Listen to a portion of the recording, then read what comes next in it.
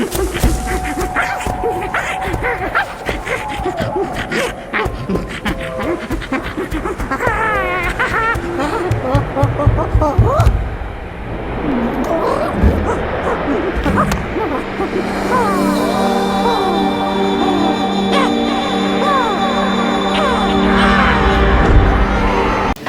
morning. I'm Chris Gillespie. We have a whole team, my whole team is up here today to kind of support this session. This session is about conceptual change, so your journey from a one-dimensional to a three-dimensional teacher.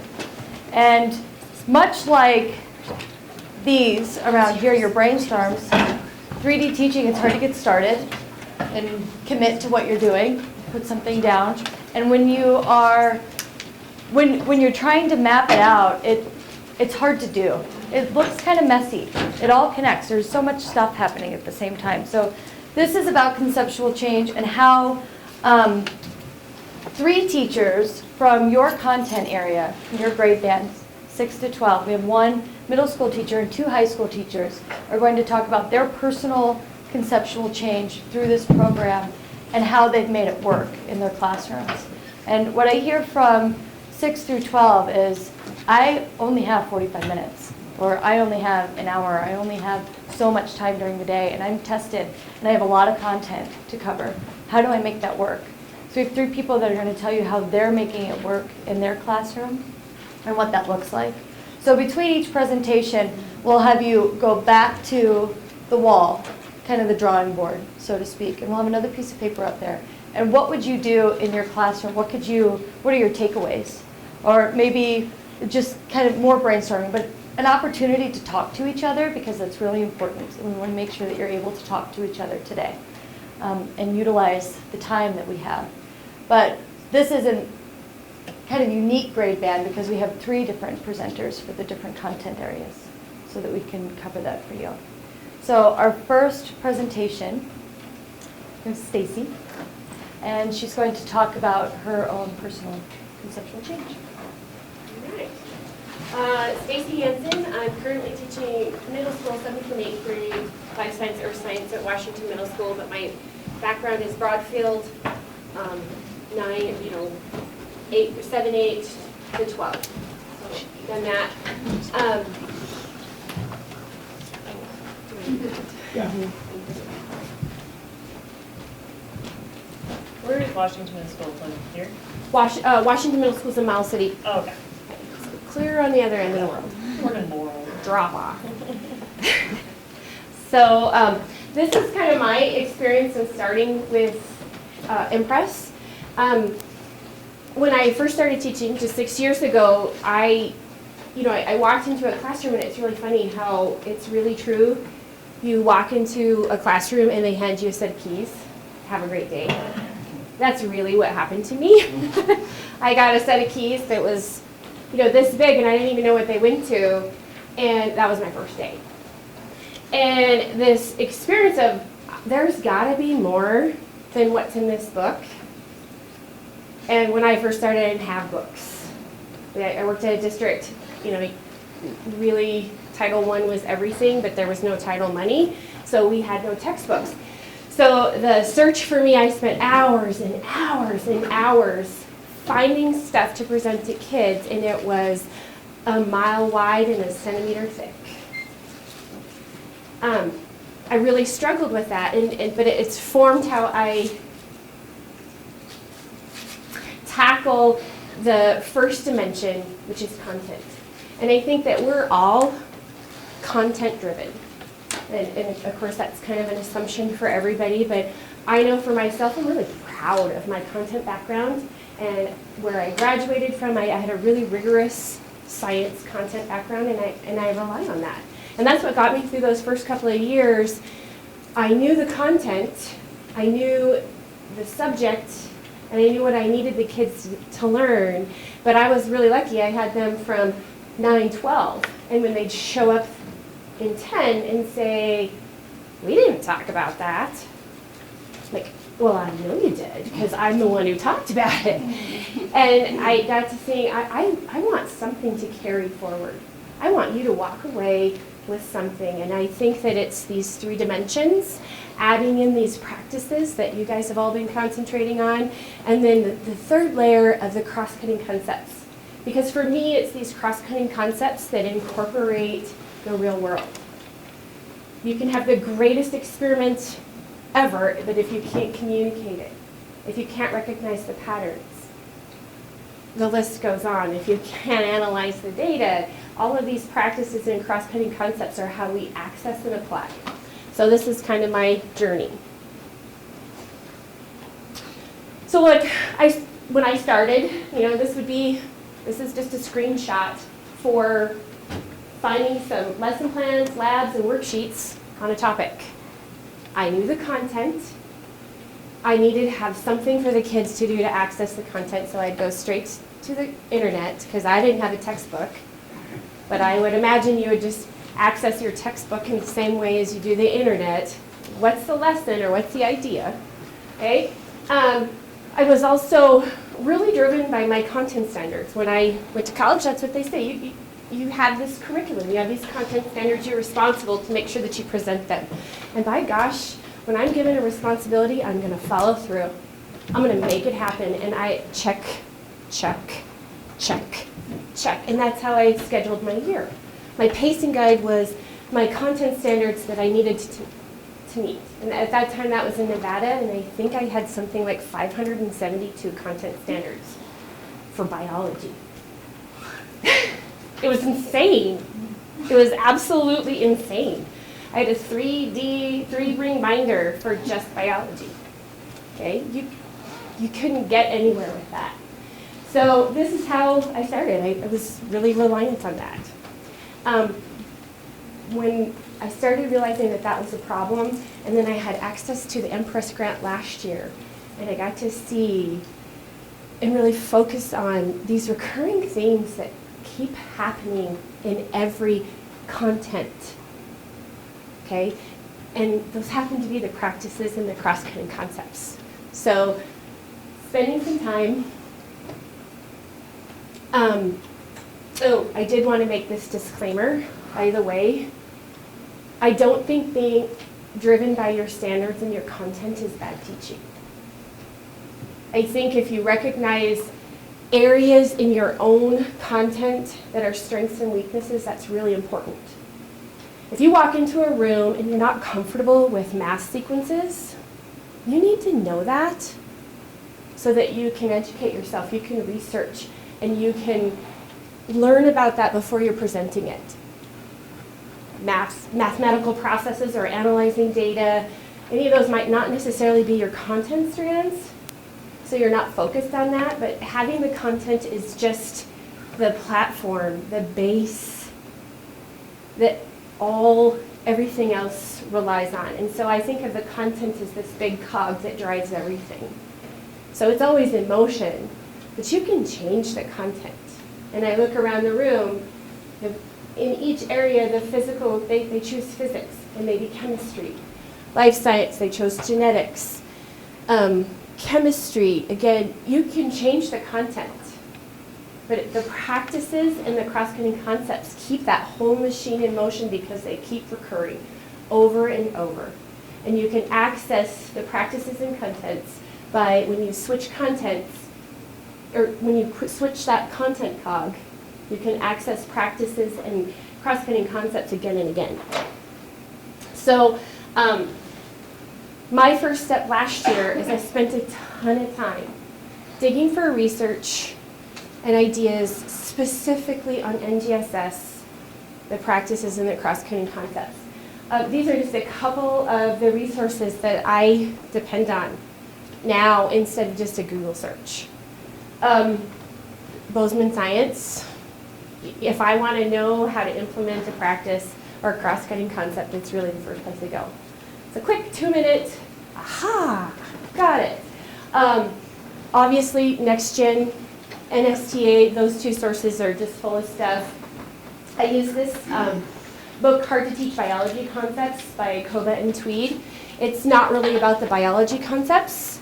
It's about how to generate information all the way through and how to reflect on the activities and the lessons that you're working on. And then the Concordia idea, this is a great way if you want to see if you're integrating all three of the practices into a three-dimensional lesson. But at the beginning, I had to do the research. I want to know more about asking questions. I have to declare that research.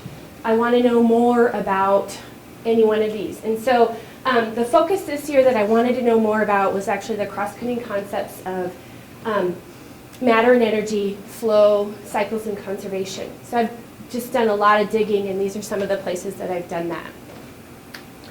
So You want to go back to 7? we'll hit that. Okay, so I just, Guys, oh, oops, no. don't do that one yet. Okay. So at this time, what I want to do is I'm going to be accessing, I'm going to be taking you through this, through photosynthesis was the content, okay? And this is how I start. I ask my students to commit. I want you to commit to an answer. I want you to commit to what your idea is. And so that's what I'm going to ask you guys to do today. Do you have the sticky notes still? Did they do? There's some up here. This They've migrated with the notebooks. Okay. So, and I don't know if it's necessary in this time frame, if everybody comes up. If I could just get a few volunteers to come up. When I first start a unit, in this particular unit, I have to ask a question that will help anchor the whole lesson, because I'll be moving through content and cross-cutting concepts. And I think you can see this. I don't think we need to turn this off. But my question for photosynthesis is, where does the mass of a plant come from?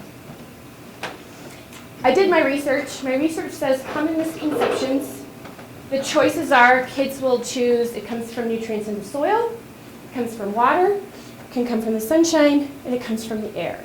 So I make the kids commit. So I'm going to ask you to commit. Just grab a sticky note, place where you think it is. So if you think it's soil, nutrients in the soil, put your sticky under soil. So if we could do this, expedite it pretty good, that'd be awesome. Commit to something.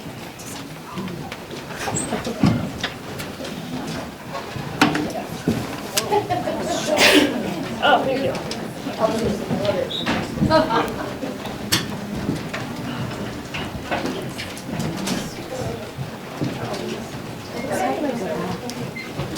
I outsourced. Okay. There we go.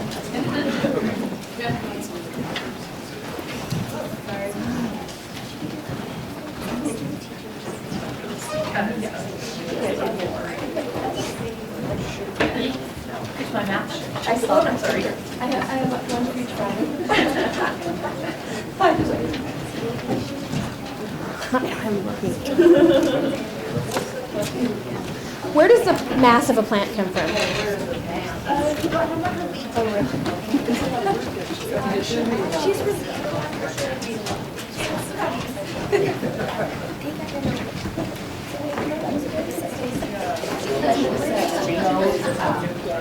You can find out like I'll address this to everybody because, yeah, because I like the hard to teach biology concepts is what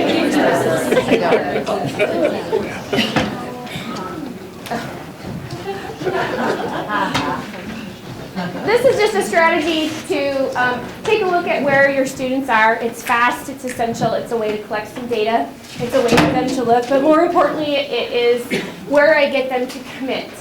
This is in terms of conceptual change. You have to commit to something and to follow through, and then you have something to reflect on. So I'm just asking for a commitment. I was asked the question, where do I go to look for the misconceptions? So the hard to teach biology concepts, that's one of the first places. NGSS is another one. And then Paige Keeley, former NSTA president, she has a whole series of books on finding misconceptions, common misconceptions. But it's pretty easy. You can even type in your particular content, common misconceptions, and you'll find a whole bunch of stuff. So this is exactly how I start this particular unit. And the content focus is photosynthesis, but now I'm going to begin to integrate NGSS and the cross-cutting concepts. So let's go back to that slide 3. You want to put the thing down? Yeah. This will look familiar in a second.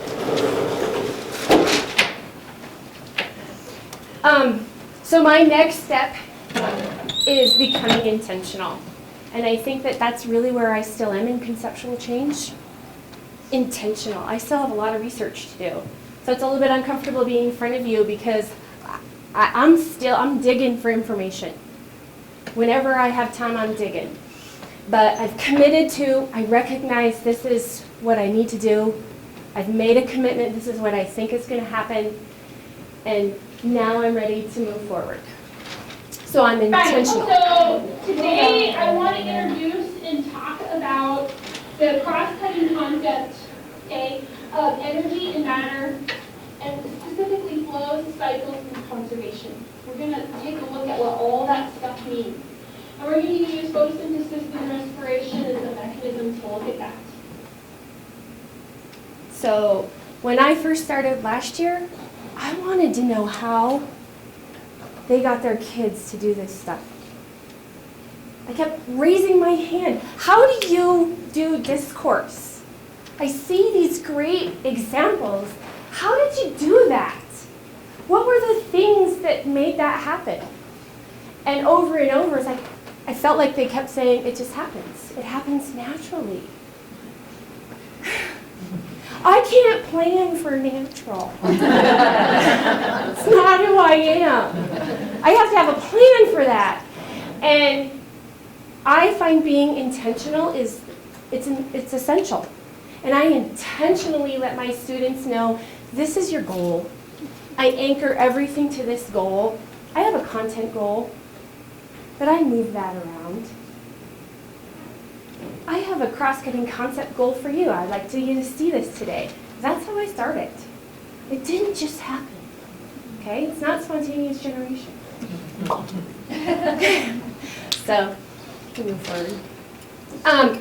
So this is how I see adding the dimensions. I obviously have done my content prep. Okay? I start with that, my Miles City District curriculum. You know, I have a couple of standards on that. Then I look at my NGSS. I can't emphasize that enough. The storylines in the DCI, that I look at that. This is important. Then I think, okay, so what practice is really naturally embedded in this? I'll focus on that, the practices. And in terms of this particular sequence, I really wanted to stress planning and carrying out investigations and analyzing, interpreting data. So I designed a series of events for kids to discover. Where does the mass of a plant come from? And they have a series of events where they can eliminate the possibilities. You saw we have all over the place where people are. And through one event after another, they get to eliminate those possibilities. We go to the next one. This is how I start. I actually make my kids commit to this. This just is a online generated concept cartoon, but they're all over the place. And it basically gives those choices: solar energy, soil, water, and air. Common misconceptions. This is how I started. You can see this. My kids were all over the place. Yellow is where we started. Lots and lots of kids think it's water. Lots of kids think it's soil nutrients. A few kids think it's solar energy. And I had one lone outlier who thought it was air. And it was really a great moment. I said, hey, why do you think it's air? Come on, it's air. And he was like, well, why else would we have done that stupid stomata lab? Began the year with a lab looking at stomata. It happened to have been an epic failure. And we got to write that in our notebook, epic failure, because the trees in our school neighborhood happen to be silver poplar. They are filled with downy hair on the underside of their leaves, and I thought, it won't matter, we'll still be able to see them. can't really see the stomata in the lab that we put together. Epic failure, but we introduced that. That was my opening sequence of the year, was the stomata lab. So we've committed to our outcome. Then I start with these progressions of taking a look, does carbon dioxide have mass? The kids plan and investigate, how can I tell if a seed or a plant even gains mass? And then I throw them a packet of seeds and a paper towel, and they have to figure out, what am I going to do? What's my question? And what do I have to do to these seeds to answer it? And in the meantime, they get some exposure to how to use a triple beam balance, how to manage constraints for that, what that's going to look like, realize that they have to have pre and post. You know, if I measure it this way when they're seeds, how am I going to measure it this way when it's plants? That kind of stuff. They have to discover all of those. And that's where my practice is, my focus on my practice. When we get out the triple beam balances, that day, the content objective is still on the board, but we get to point to the practice of collecting and analyzing data. What makes good data? Can we use that data? Is that data verifiable? And what does that mean? And I love that discussion in my classes when my kids are like, you can't check that. You can't go back and redo that. Okay, those are really good and valid discussions. So in terms of presenting the cross-cutting concept that I wanted to focus on, I went to Bozeman Science, and Paul Anderson had a list of critical vocabulary: input, output, flow, cycle, and I intentionally presented that. These are my notes. What I gave my students on the board was an empty wash basin. We ended up calling this a wash basin. And what goes into it? What comes out of it? And then we deconstruct, where we can look at all the pieces and parts, and they have that great moment. Hey, they're the same thing. I love those moments, big aha moments. But this is my planning. They don't get to see this, but this is how I go about it. This was really rewarding for me because I get to see this student. One of the sequences is looking at, does carbon dioxide have mass? In order to look at that, they have to recognize when they're looking at carbon dioxide, so we do the blow in a straw and a beaker full of BTB, changing colors. I see that indicator. We have that, and then I have to ask them to be accountable for their experience. What did you predict? Commit to that outcome. What's going to happen when you do this? And then afterwards, what happens? And I had a student reference my intentional instruction and presentation on the cross-cutting concept. And she drew her wash basin, she put her inputs in, and she mixed it all around, and she tells me, I get water and carbon dioxide. And this was for fermentation, so she says, and I also get alcohol. I didn't have to teach the 7th grade student about how those components are arranged or anything, but I was just like, oh, that's awesome. And that's where I'm at in my conceptual change, is going beyond, extending. I've committed, I've followed through, I've presented, I've done all of this, and now I'm going to extend. For me, it's assessing the efficacy of presenting these NGSS concepts. How do I know it's real? And I've struggled with that this whole session. Every one of my posts is like, how do I know this works? What's going on? Tell me. And we get all of these rubrics and all of this stuff, and it's like, when I see this, I know it's effective. And it's really changed the presence of my classroom, because now we're not on photosynthesis anymore, but when we talk about other cycles, it's like, remember when we talked about conservation, or remember when we talked about inputs and outputs? This is the same thing, only with a different content lens. And so I know that they get it because they can reference their own work, and they may not remember the nuts and bolts of some of the content, but they do remember the mechanism that they got there with. And so that's how I feel that this has really changed in my progression. I'm less worried about the particular content and more concentrated on seeing that they recognize that mechanism of how to understand that.